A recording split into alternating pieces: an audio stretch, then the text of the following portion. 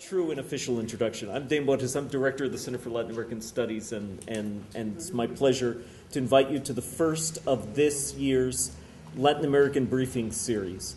The Latin American briefings are typically on current events.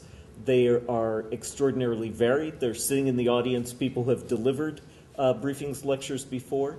It's my great pleasure to introduce this event and also to introduce my colleague Emilio Curi from the Department of History, also director of the Center for Mexican Studies, who will introduce this evening's speaker.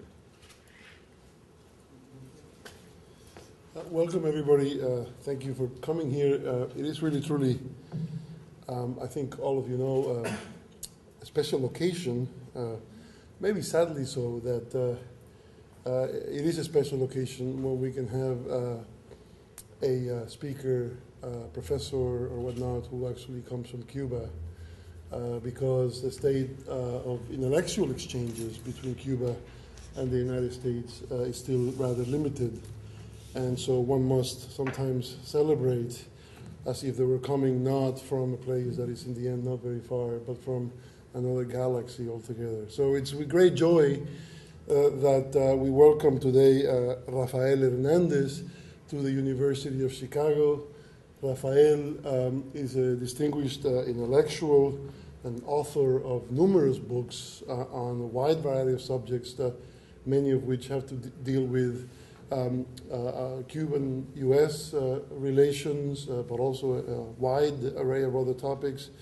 He directed a series of important institutions in Cuba in the 1990s and has, for the last several years, been in charge of the Revista Temas, probably the preeminent journal or magazine in Cuba that deals with debates associated with the social sciences and the humanities, and truly a space of remarkable discussion.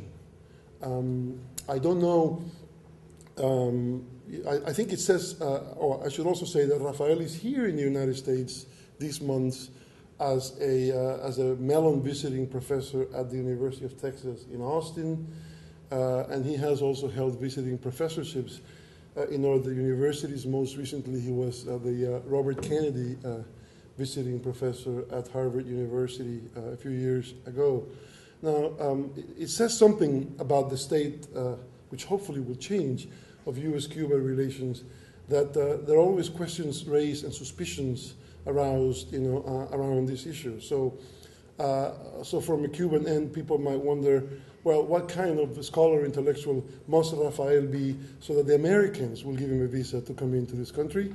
And then from the American end, there are people who wonder, well, what kind of scholar or intellectual must he be so that the Cubans let him go in and out freely whenever he wants? I think one of the, as I said, it's a sad state of affairs that hopefully we are on our way to resolving, that has lasted for way too long, and that has limited and impoverished our understanding of Cuba and of each other. But to go back to what I was saying before, I think it is emblematic of Rafael's ability to speak in both worlds and to be recognized and respected as an important voice in both worlds, that he manages to bridge what has for so long been such a difficult divide. So without further ado, then I'd like to welcome Rafael to the university. His topic today, which promises to be quite interesting, is the Cuban transition, real or imagined, or imagined. I'm not sure which one of the two. It doesn't matter. Rafael will speak, and after that he's graciously agreed to take questions from the public, so hopefully you'll stick around and we'll be able to have an interesting exchange. And once the event is formally adjourned, we will have a small reception in the back of the room where we hope the conversation will continue. So with the hope then finally that this is one of one day will be many events that we can have at the university that hosts Cuban scholars, and in the hope that one day we can have a fluid conversation that is not limited in the way that it is now, we welcome Rafael Hernandez to the University of Chicago. Thank you very much, Emilio. The last time I met Emilio was in Havana. I am so happy to see him again here, and I'm very glad to be here, and thank you for coming. Transition and the Cuban transition is what could be called a hot topic. I did a little research in Google yesterday, and I found 2,240,000 entries for transition and Cuba. I found also that transition and the military had like 884,000, black and black market and transition 781,000, religion and transition 500,000, exiles and transition 432,000, lesbian and transition 416,000, gays and transition 288,000, democratic transition 35,000, Helms-Burton and transition 15,000, capitalist transition 9,650. And I'm just reading a few of these transitions topics. So there's a lot of talk about transition, and in the case of Cuba, there's a lot of talk about transition. And the Cuban transition. There's more written about the Cuban transition outside Cuba than inside Cuba. But there's a lot written in Cuba about changes in Cuba. And since transition is going from point A to point B, that transition is basically a process of change. And since Marxist literature defines transition, socialism as a transitional society, so we have had a lot of ideas and a lot of debate and talks in Cuba throughout half a century about the question of transition. Let me begin by just making a couple of comments on what is not the Cuban transition and how is the Cuban transition imagined. A lot of what you can read in these 2,240,000 Google places is about what the transition should be. It is about prescriptions. It is a prescriptive literature, mostly. Not all, but mostly. It is not describing what a real process going on, but it is describing something that should happen. In other words, you could find most of what you can get is basically about that. It may be more or less articulate, well-informed, long or short, but it is basically about something that should happen. Transition, in general, is something that is going to happen when Fidel Castro dies.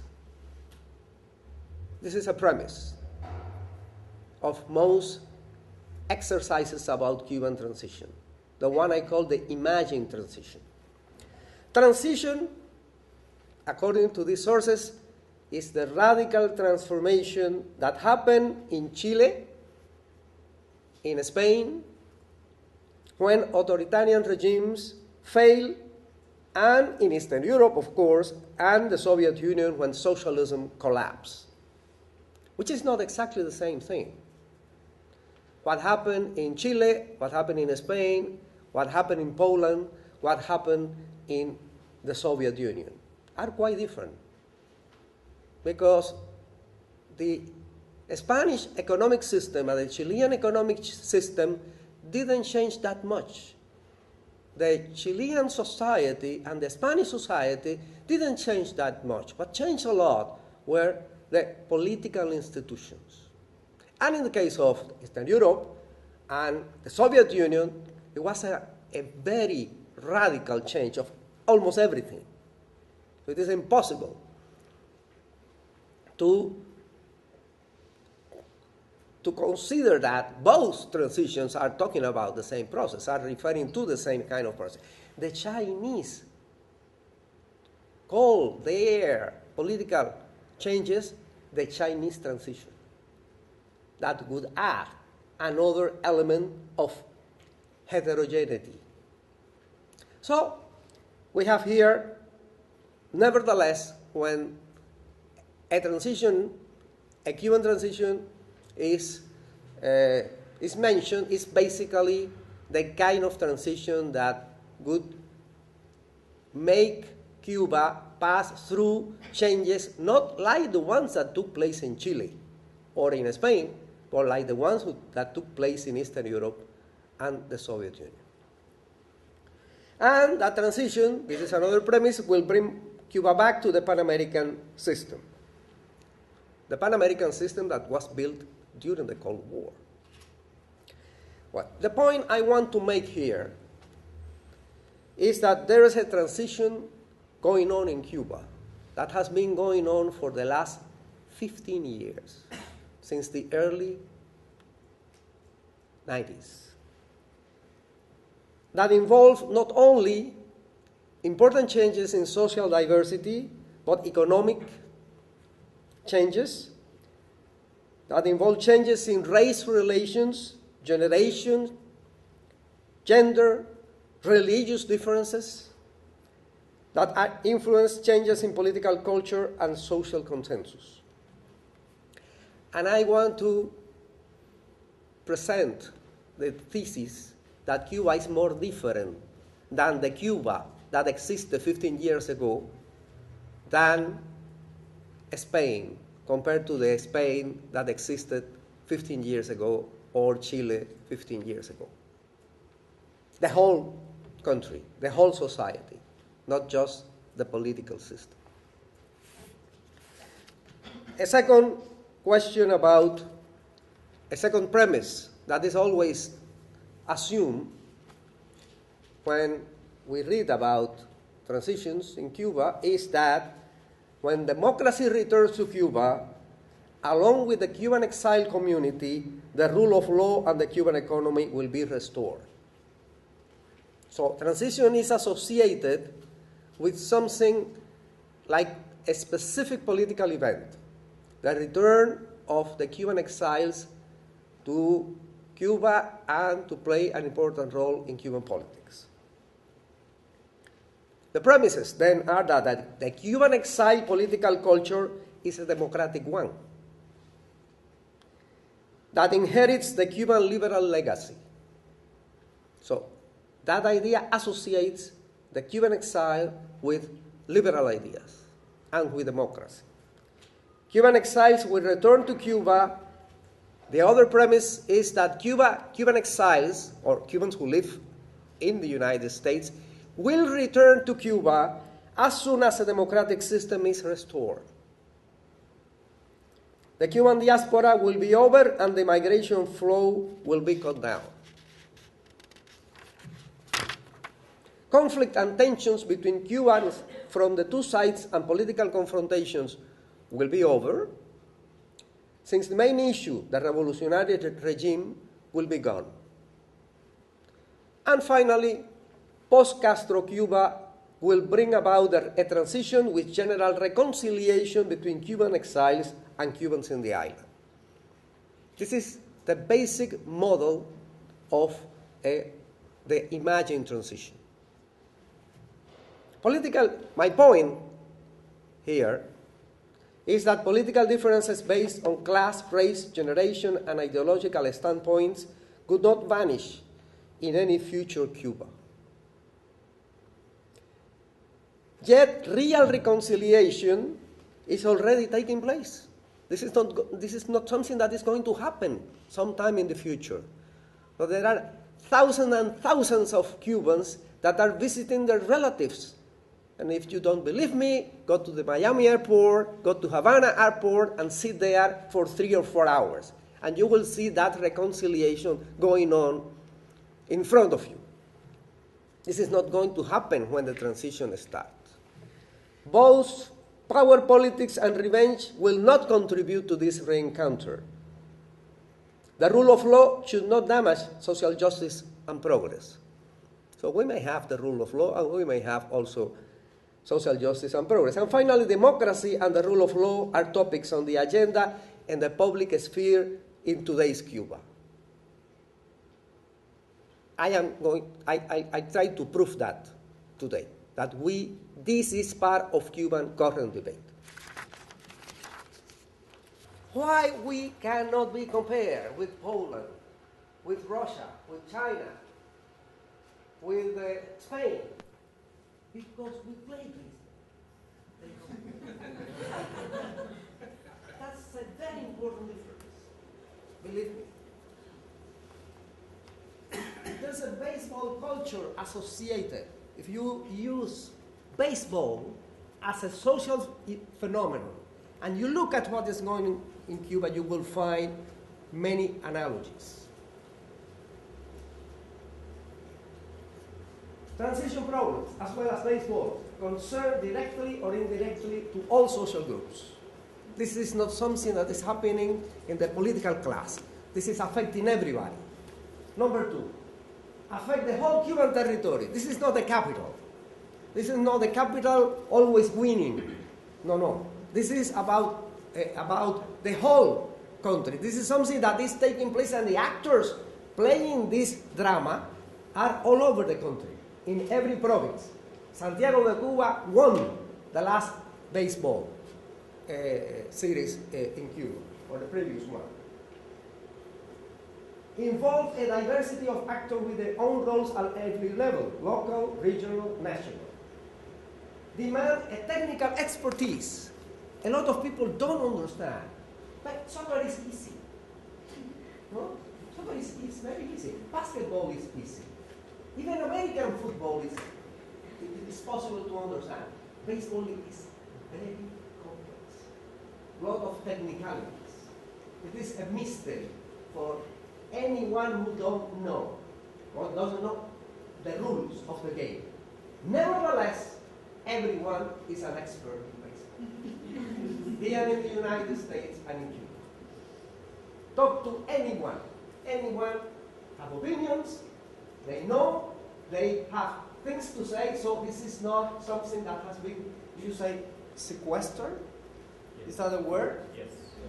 It's not sequestered by experts. It's something where any ordinary citizen may be an expert, maybe a specialist. This is something important to have in mind when we talk about the debate about transition. This is not about economists, no? I have nothing against economists, of course. Well,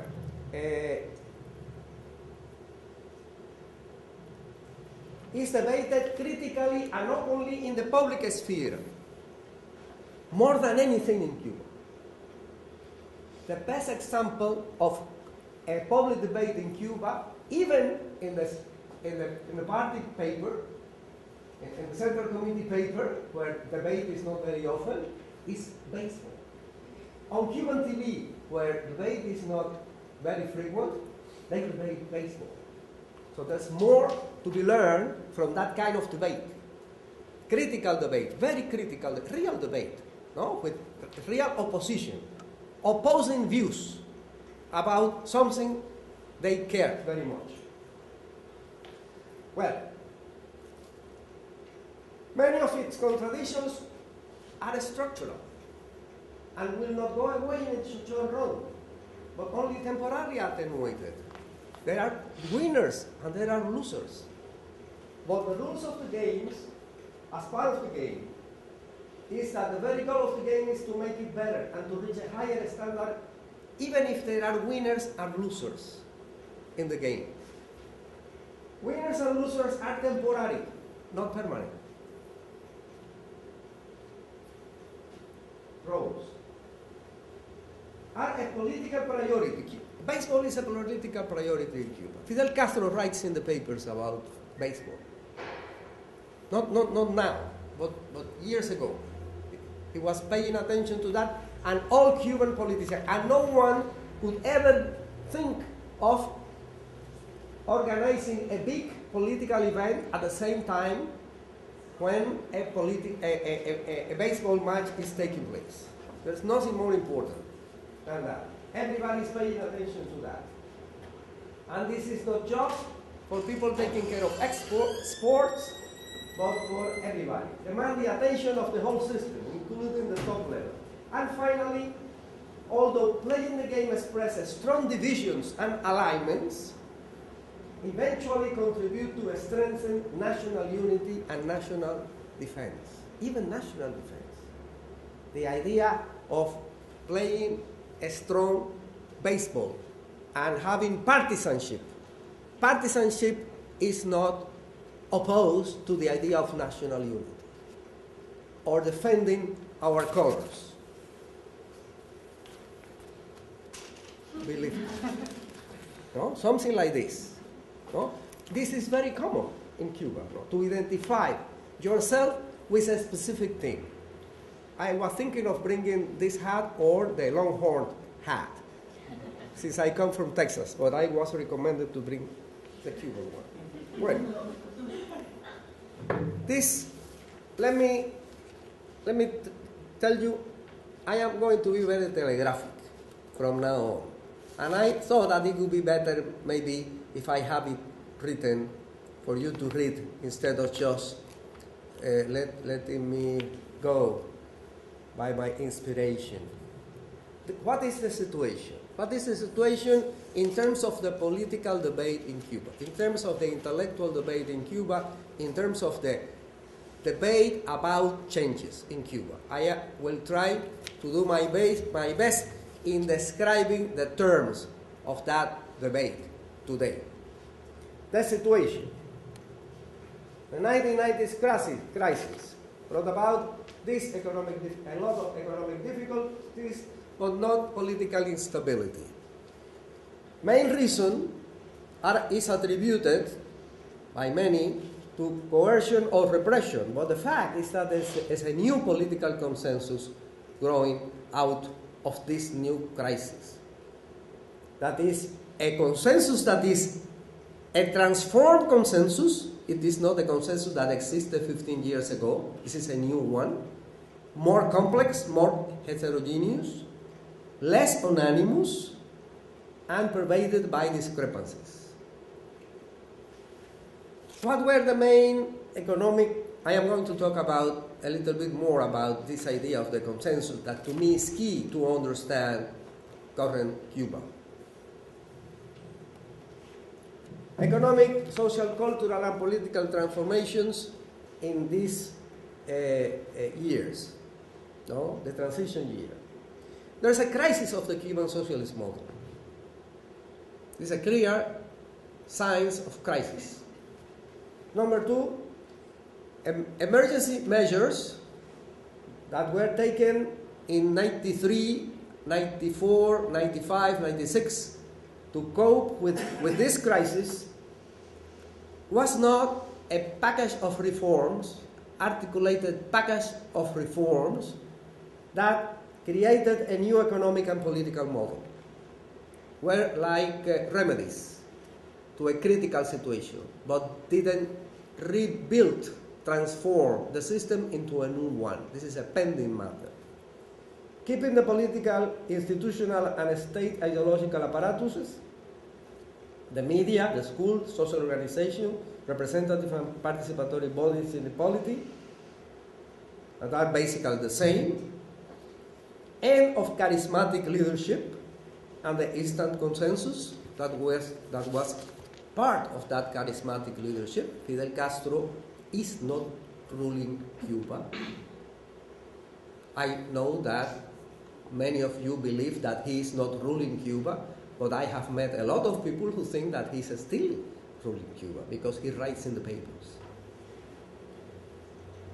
Growing social inequality as a consequence of the crisis, a combination of the Cuban economic problems and the end of the socialist bloc, the disconnection of Cuba from the socialist bloc, and also the embargo is playing a role. That combination of factors created what I call a perfect storm situation. And this is the crisis. Growing social inequality compared to what Cuba was 15 years ago. Compared with Brazil, there's no social inequality. But compared with Cuba, yes. And that is important. Very important. Lessened confidence and growing uncertainty as part of all this. The fall of socialism in Eastern Europe and the Soviet Union. Economic difficulties. The idea of socialism as a welfare society where everybody has the opportunity, have employment, etc., etc., etc., is not that clear anymore, particularly for the younger generations. Finally, changes in political consensus that have not yet been expressed, have not yet articulated a new social pact. A new social pact that could be politically read. New axis of the political consensus. What has changed in the Cuban political consensus in the last 15 years compared to what Cuba was in the 1980s? Number one, agreement about disagreements among civil society actors and between them and politics. Cuban political leaders, Raúl Castro, is not expecting people to agree with everything. This is a premise. And he said so publicly. Social and political shared interest to avoid instability and disorder. No one wants any changes in Cuba that may imply destabilization, disorder, or violence. This is an important element in the new consensus. Try to avoid that instability. Recognition of the need to change the hyper-centralized political and economic order to avoid uniformization, low levels of political participation, and social control. Hyper-centralization has been a problem. It's been there in Cuba for many years. Today is a problem. Today is an obstacle. Today is an object of criticism. It is a target of public criticism. And also the low level of political participation, of real, actual political participation, of people not only participating in mobilizations or participating because they are consulted, but because participating in making decisions and participating in controlling politics. Recognition of the need to restore social well-being levels and to promote new patterns of income redistribution and social justice. So that is also a point of consensus. How to do that? The question is not the diagnosis. This is the point of agreement. The disagreement is about how to face it, what to do, what are the solutions to that. So there is a very large consensus among a wide ideological spectrum within Cuba related to these kind of problems. Identifying these problems are like as the main problems we have. And of course that would be the basis for rearticulate an active consensus. Let me talk a little bit more. Let me talk just a few minutes about what are these critical problems and social tensions that are part of the transition, that are part of the Cuban reality. This is not just a debate, this is about the real situation, the structural problems. Number one, the growing inequality and poverty.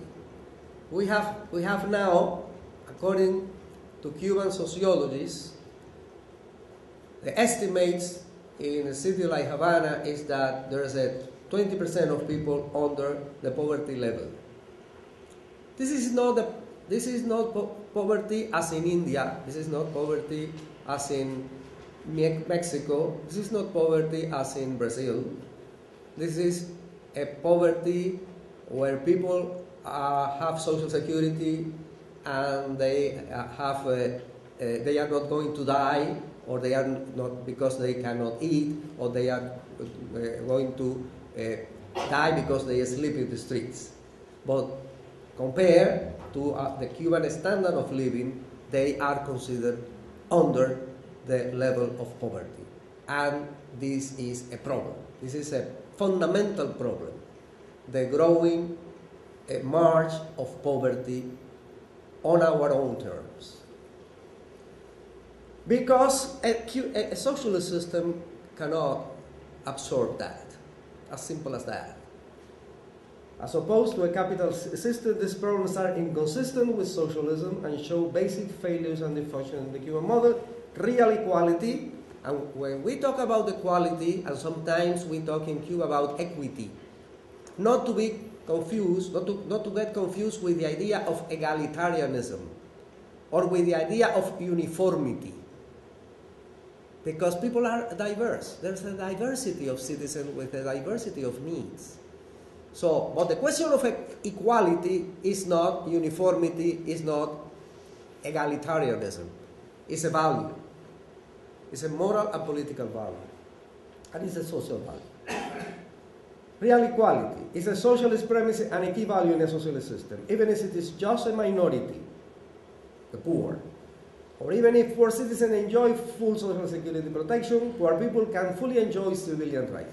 No freedom or socialist democracy may be developed assuming poverty and marginalization as normal. That's a difference. We don't think this is normal. Most people discussing in Cuba this matter don't think we have to accept 20% of poor people like normal. Well, hypercentralization is a key issue in Cuban institutional order. No democratization. And for democratization is real popular political participation can take place without decentralization.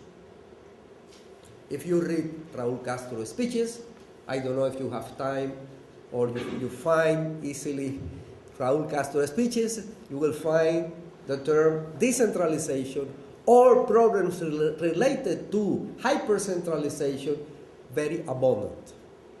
No? This is one of the targets of the Cuban leadership today, fighting hypercentralization in a system that's been hypercentralized for a long time. Critical social and demographic imbalances that are part of the Cuban social development. We have more elderly people than ever in Cuban history. There are more people over 60 years old than ever because the healthcare system is good. But at the same time, we have low birth rates because many Cuban women don't want to have more than one children. And sometimes they postpone having children.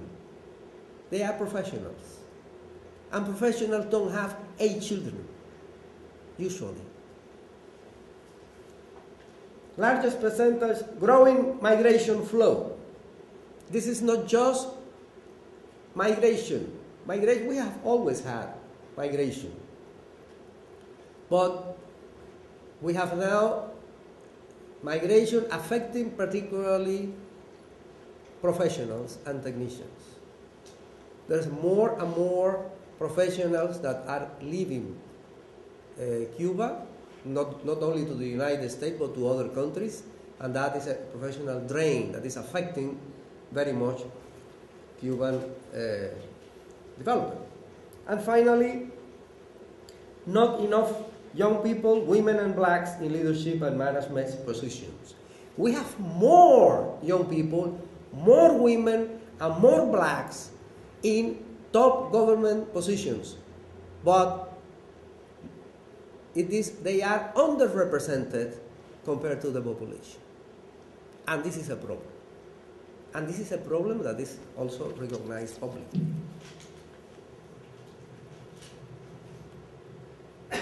So, if you listen to a discussion about that in Cuba, you will find that that has a lot to do with affirmative action.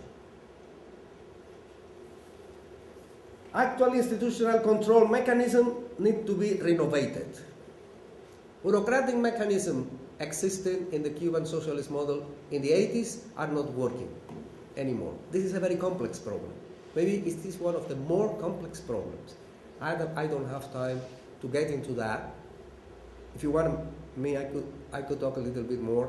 If you want to know more about this idea, to me, that is one of the key questions, to create a new kind of social control that may be efficient, more efficient, not only in terms of enforcing law and order, but in terms of administrative controls, but allowing more social control and citizen supervision from the bottom. It has to do, this is not just a technical managerial question. This is a question of accountability. This is a political question. Unstable solutions to permanent basic consumption needs. If you talk to a Cuban right now and ask him or her, what are your main problems?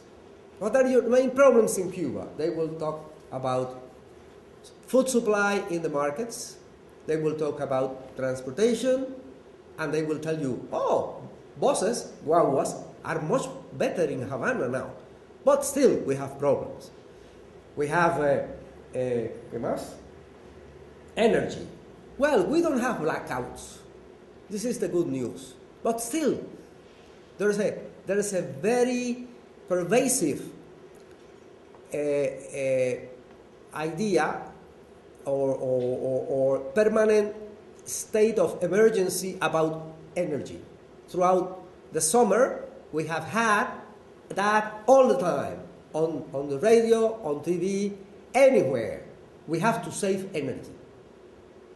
And it is interesting that energy savers are not the private, but are the private, not so much the state.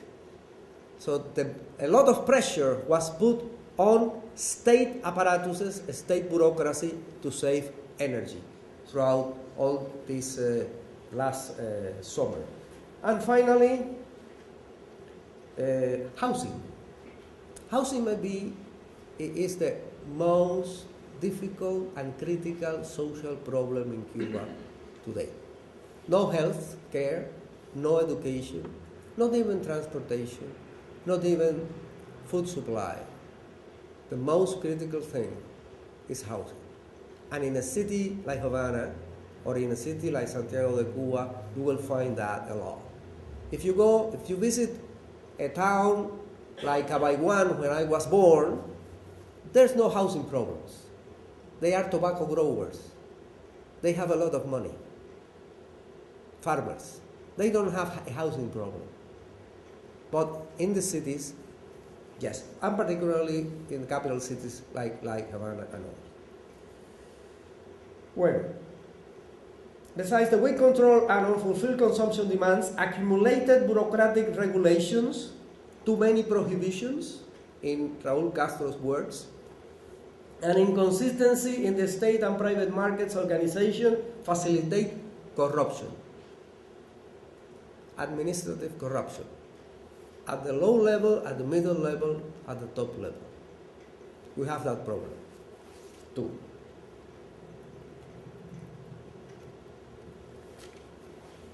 Well, the question of that in this particular situation, social and political perception of threat to Cuba's national security, internal order, and social peace, of course, are increasing. More sensitivity about that. a factor that is always there, and is a domestic factor in Cuba, has always been a domestic factor for 150 years, is the United States policy.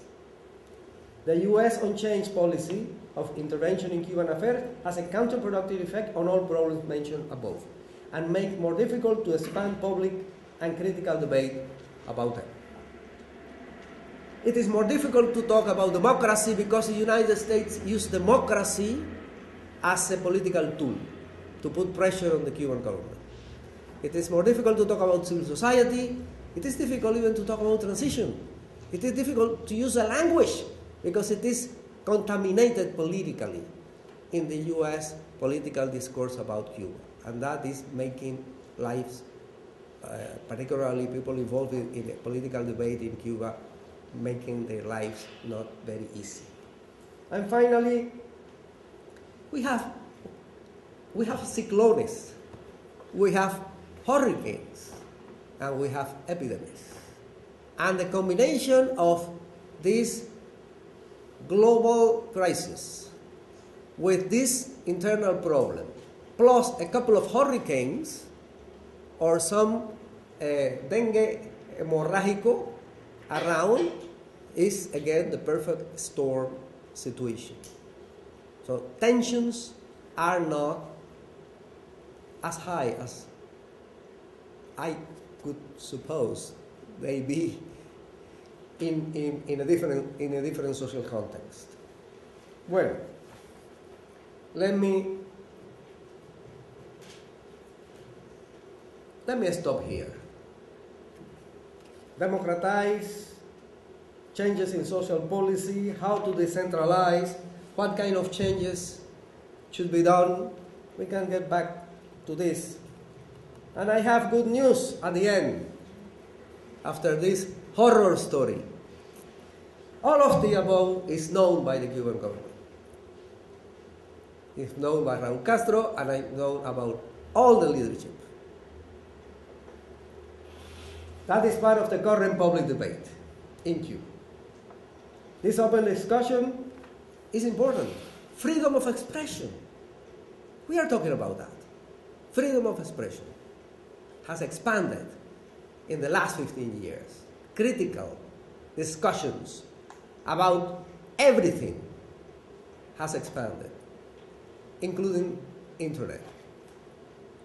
Many of them are part of the transition and are not going to go away that easily. That are not just the consequence of bad policies. We have good policies, and we still are going to have some of these problems. Will a new socialist policy be able to approach those problems, not through techno-bureaucratic means and solutions from the top, but creating a new space for political participation from below? That is the big question. And if you can always have a pessimistic or an optimistic answer to that.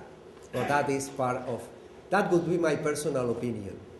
I am ready to share that with you. Thank you.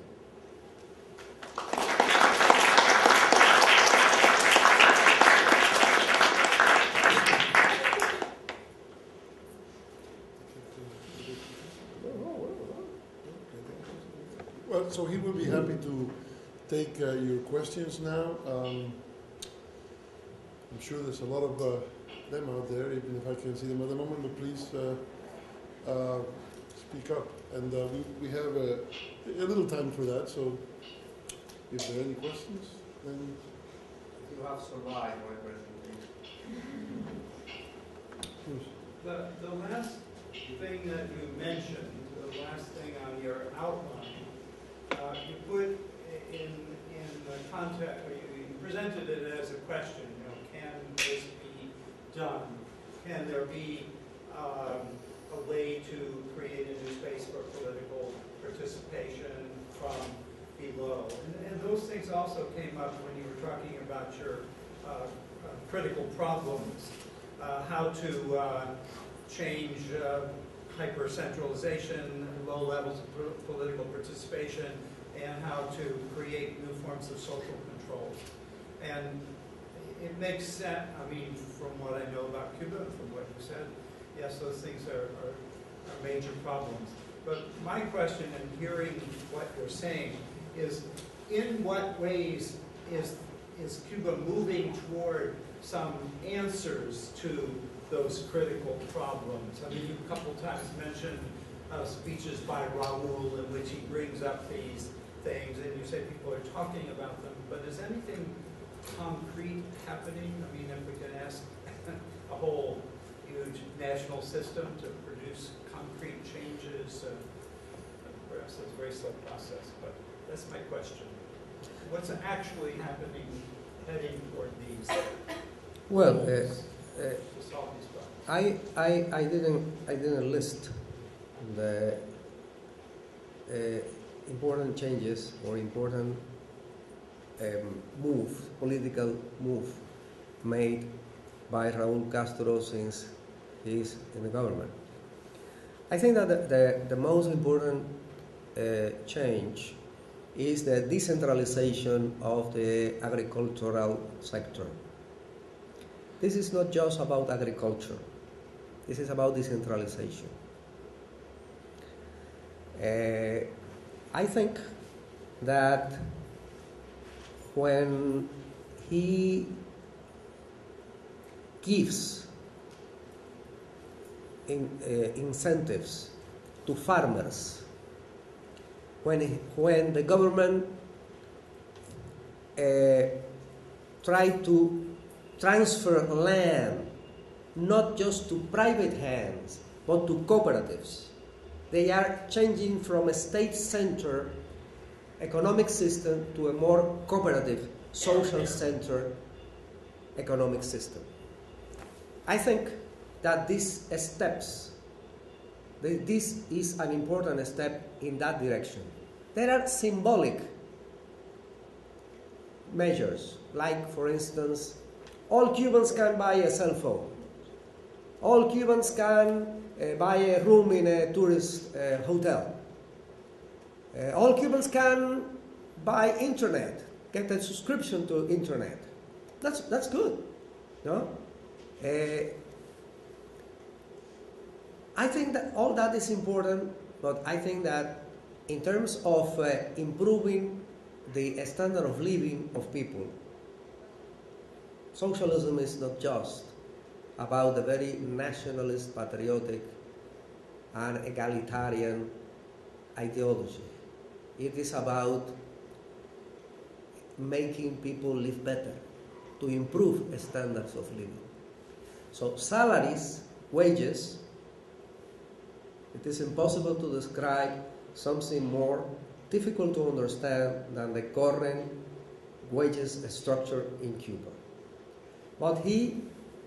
But teachers and health sector workers got an important improvement in their salaries. People that are working the land, that are making the land produce, and are supplying food, those cooperativists are over 100,000 more cooperativists now than a year ago. So, state land in Cuba in 1991 was 85% of the land state, 15% private farmers.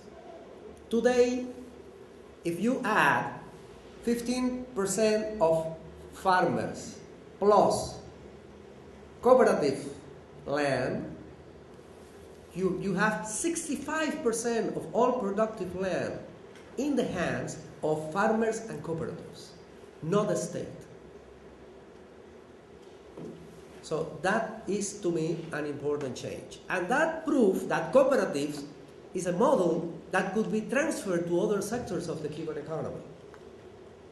This is why I think this is the most important measure. And that tomorrow, according to the Cuban Constitution, tomorrow, without changing anything in the Cuban Constitution, that cooperative system could be used, could be implemented in the social service and small manufacture.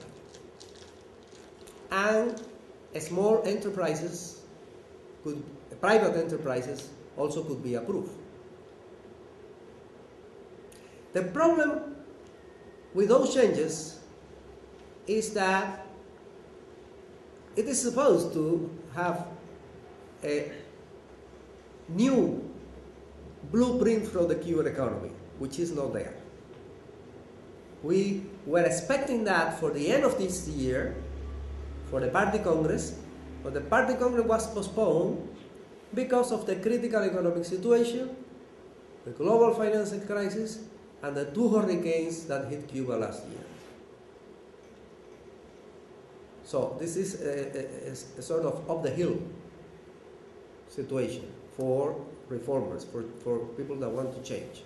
But I could say that those are the most important ones. I think that the message Cuba has sent to the United States administration is a serious message of peaceful negotiations, of constructive negotiations. And they have just opened Revolution Square to the huge musical event with over 1 million people. That is accepting a challenge, and that is symbolically important, as long as symbols are important in politics. So far, this is what I can say. I think that most of changes are still to be implemented. Can I follow up on that? So take one of the critical problems you talked about, housing in the cities. Is there any way of solving that problem that doesn't involve creating some kind of private property market? Well, if you ask that question to an ordinary Cuban living in a popular neighborhood, they will tell you, what I need is the material, the construction materials, and let me repair my house. What I need is to know whether there's a group of constructors, of construction workers that work on a private basis that I could hire legally. And where could I buy that at prices that are affordable for me, that I am a poor worker? No? My income is not in convertible pesos or in euros or dollars. And I don't have an uncle in Miami sending me money. I have only my salary. That's what they will answer. And I agree with him. Of the game are clear and distinct. There is a Cuban constitution and there is a set of laws. The question is whether players want to play with those rules. You can always adopt the decision not to play. But I think that the vast majority of Cubans want to play with using those rules to improve the game. The game is the Cuban society, the country where they live. And not being dependent of people that leave Cuba and send money back.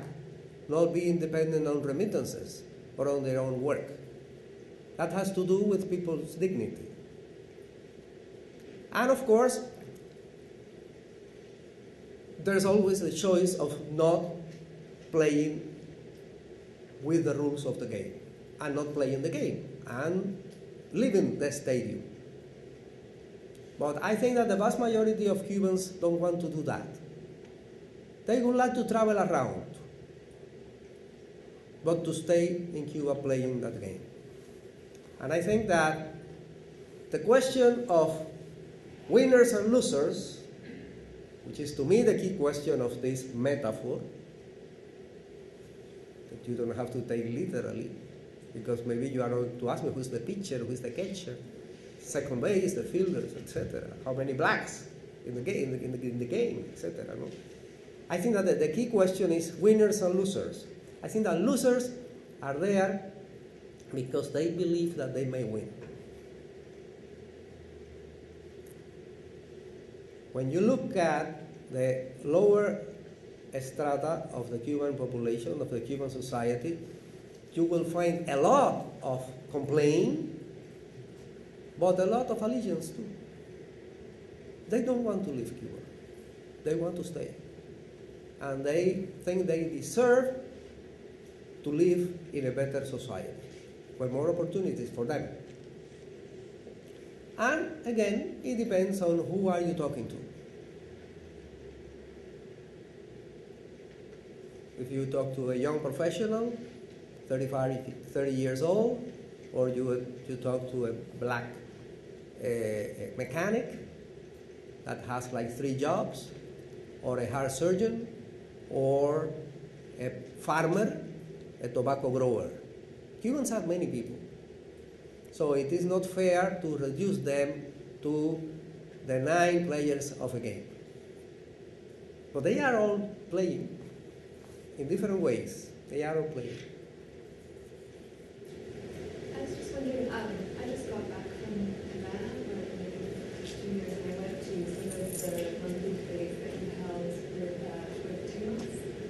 And so I want to ask, and also if you could talk a little bit about censorship and criticism and public speech and freedom of expression, because nonetheless, I think most people would agree that there's increasing room for critical debate. But ironically, the most recent documentary on baseball in front of the video was in fact censored for 5 years. Spaces such as yours provide really excellent spaces for public debate, but I think most people feel that Havana and they are still, largely not spaces for open debate and discussion. So I'd just like to hear a little bit more from you, what signs of increasing productive public debate you see and where that's happening. That is always a fight. You don't like fighting, don't do that. Find another job. I'm talking about your question. If you want to contribute to the debate and to expand the room for controversy, for ideas, for critical analysis, serious analysis, considering serious analysis not just personal opinions, but something with arguments and some basis. To do that it requires to make an effort and to invest a lot of time and energy, because no one is coming to tell you you can say this or you cannot say this. This is your work. It is like working the land for a farmer, trying to withdraw as much as possible, to bring and to take as much as possible out of that. And I think that what is to me a gratifying job, that make this a gratifying job, is that a lot of very different people, old people, young people, poor people, wealthy Cubans, Cubans living in Cuba, Cubans living abroad, write to our magazine and tell us that they like what we are doing. And I always tell those who disagree that I don't agree with many articles we publish. But I think that our job is that one. And to open up and to expand the space, not just of freedom of expression, but of critical thinking. There's a lot of critical thinking in Cuba. The potential for that is huge. We have a very well-educated population. You wouldn't believe the readers of this academic magazine I found.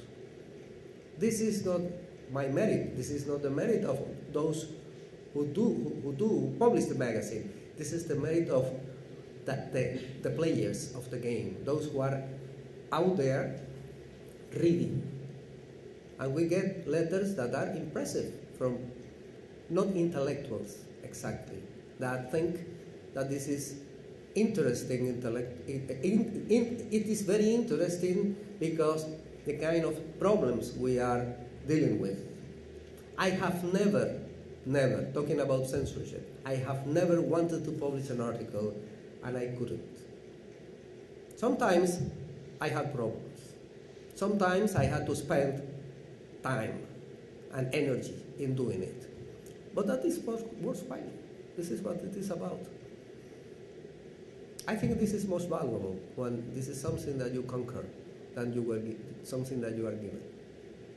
And there are other editors in Cuba I talk to.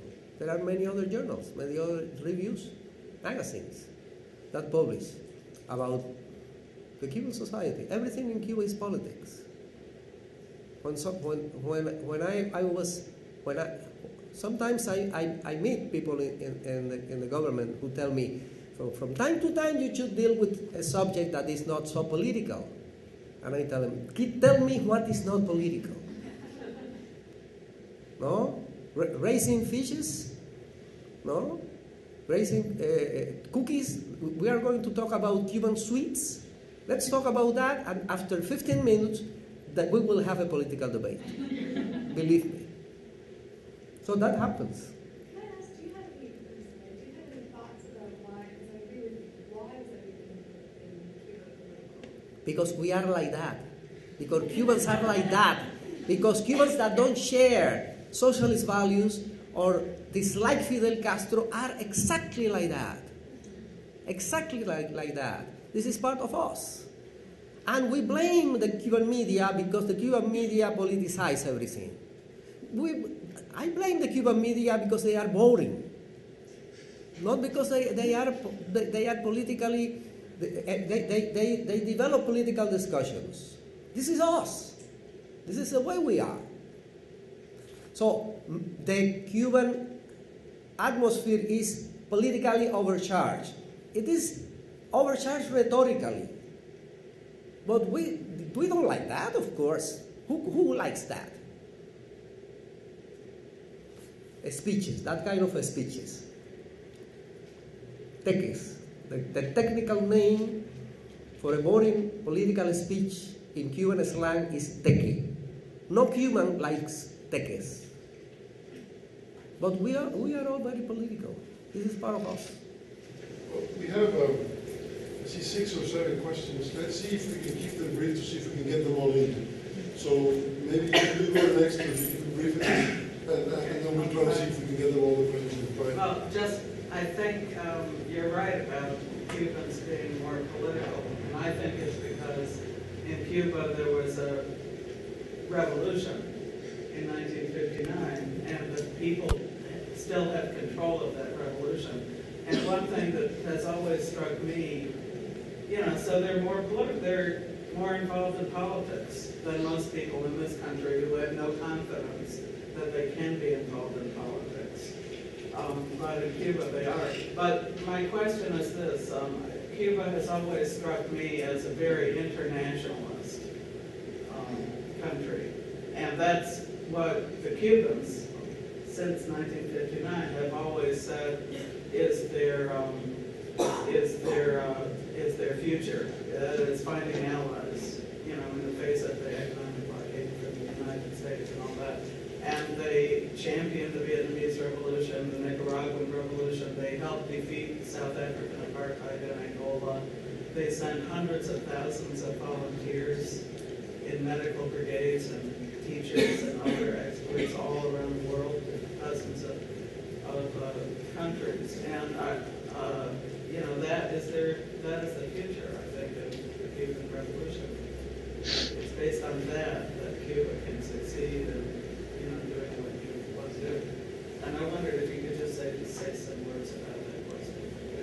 Well, the challenge, I think today, is that for those who are old enough to remember all that, may agree with you, for those who were told about that, who didn't live through about those years, who are less than 40 years old, and and didn't experience what the revolution was, how do they get involved if it is not given them more room to participate and make decisions and be in positions they deserve to be? That is a key question to me, the question of relevo. What do you mean relevo in English? Background. Eh? It's sort of generational transition. You don't have an English word for relevo. Wonderful. change the pattern. No? Yes, a relay. Well, the question is not just to change. No? When you are in a relevo race, changing the baton. The question is that the new one is going to run in a different way. And maybe it's going to change the baton. And maybe it's going to do something different with the baton. And this is what not always all generations understand. Not always. Sometimes they do. I think that Cuba has been exposed to international influences always throughout 500 years of Cuban history. So this is part of us. It is always part of. It is also part of us to receive people, to welcome people from abroad, to be in tune what is going on in the world. And of course, it is true that the Cuban media are not good enough to supply information. But that doesn't mean that people are not informed. This is a crazy idea. They are very well informed. They turn on the radio, they go on internet, they talk to each other, so they know very much about what is going on in the world. But the very fact that they are eager to know more, I think it's a sign of public health. They are not satisfied with that. And I think that they have good reasons. Because the media should provide better information to everybody than they do. Even journalists, even people working in newspaper, think like that. But I think that to be aware of what is going on in the world is also part of Cuban civic culture. It has always been. And I think that, I agree with you, the revolution emphasized that, but only emphasized. I think that that was part of the Cuban cultural tradition. Before 1959. Okay, let's see now. I know, so the lady in the back, it's just, we have, I think, 5 more questions to know. So you first, then I think Dane was second, you third, Patrick fourth, and Luis, and then we close it. And please keep it brief because we have a time limit. Thank you. Okay, you mentioned tourism, and I'm just wondering if you could speak about the dual currency economy and how that fits into your understanding of this transition. Aha, that's a good question.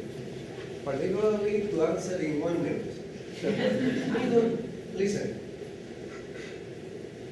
Cuba has not enough hard currency to import.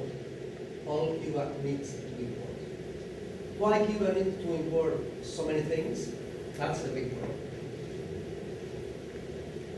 It is impossible right now to use hard currency as the convertible peso, which is our hard currency, as the only money in Cuba. Because the Cuban economy cannot resist that. So all Cuban economists you can talk to, and even normal Cubans, will tell you that to have 2 currencies is crazy.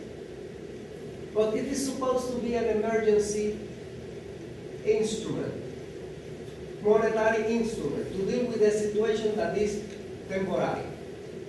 So this is something that is not consistent. No? It is something that it's like that because there's no way to have it changed. But you don't have to convince the Cuban government that we should have only 1 peso, not convertible peso, peso currency circulating. So, it is a complex question. And talking about tourism and all the financial problems with tourism is also more complex than I be able to articulate in 1 minute. Well, we will have a little reception afterwards, so hopefully these are also conversations I can continue then. Yeah. My question may be too complex too, but in the constitutional reforms of the 1970s, great effort was made to suppress the formation of political parties, but to encourage local, regional government.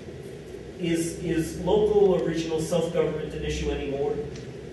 It is one of the key issues. To make the Cuban institutional, the state institution, political institution, the popular power, to make it work the way it is supposed to work, according to the 1976 Constitution, and according to the reform 1992 Constitution. If we cannot do that, so we will have a real problem with the Cuban political system. So the key question, why the question of a multi-party system is not a priority in the Cuban internal agenda? Because the current political institutional system has to be tested. The Cuban Communist Party and the Cuban Popular Power must work the way it is supposed to work according to the Constitution. And there is a debate about that, to make the popular power more popular and more powerful. To be able to control the administration, to be able to control the bureaucracy, not only at the local levels. The local levels, popular power works not that bad. The question is not only the local level, but has to be improved the ability, the capacity of the popular power structure to really implement decisions and to be respected and use the power, to have the political power. But all the other levels until the National Assembly. The National Assembly is the top political organ of the Cuban state. It's not playing the role it's supposed to play according to the Constitution. Really.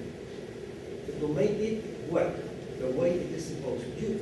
This is why the political agenda, in terms of the making democracy work, is to make the country function in a way the Constitution says. If that is achieved, we will be very democratic, even with this one-party system. I want to reserve that question. No, I don't want to discuss about that. Yeah, well, I got the point you made about the impact of the global economic crisis and the two hurricanes that hit Cuba last year, literally back to back. And the impact that's had on Cuba, I think is very important because I know that the price of nickel, the two exports of Cuba are nickel and sugar, and both of those commodities, the prices have plummeted. But I think it's important because you also mentioned that there's still open discussion in Cuba. There's open discussion about the challenges that Cuba faces, and the government encourages this because the government is working. It's a much different, it's hard, I think, for us in the United States because it's a much different kind of society. You know, the fact that they have Social Security and have increased Social Security. Everybody has food. There's no homelessness in Cuba. You know, and this is within a growing global economic crisis.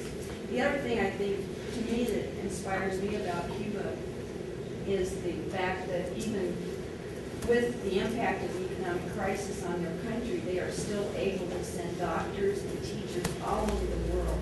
They're very proud of this, and in many of the poorest countries in the world, I know one of the countries that Cuba sent doctors to was I think Pakistan, where they had a very bad earthquake. And the Cuban doctors went to some of the worst areas that people wouldn't go to. They send doctors to Venezuela. It's very well known, and I think it's something, you know, I don't know if you know much about this, but I think it's very important about Cuba and their solidarity. I think that the most important source of wealth in Cuba is not sugar, is not nickel, it's the Cubans. The people. I don't like to use the term human capital, but it is the human capital. Yeah, I'll make my question very brief. In your presentation, you outlined a series of problems, and then, if not solutions, then at least parameters for finding solutions to those problems. And you made it seem as if there's almost a consensus that exists about the nature of those problems and the solutions that would address them. So my question then is, which sectors in society oppose those changes? And if there aren't any, then why aren't those changes happening more quickly? When I talk about consensus in Cuba, I try to describe the heterogeneity of consensus. What I mean that there's a consensus, I don't mean there's agreement about the solutions. And I think that you can hardly find anyone in Cuba that could tell you, I agree with everything that is going on. So this is not the kind of consensus that exists. There's always disagreements. What I was trying to portray is a consensus that today is much less unanimous than it used to be. Sorry.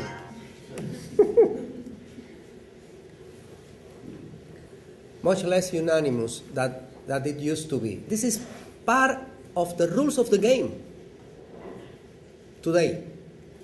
That you can disagree openly, and that disagreement has a much more, a larger space. I think that solutions, if you have the time and discipline to sit down for 5 hours in a Cuban meeting where you have a discussion going on the problems, you will find solutions that are opposed, that are contradictory solutions. No? And those solutions, for instance, I was talking about cooperatives, but there are voices that are against cooperatives. I was talking about private enterprises, but there are voices against private enterprises, and that expressed openly. I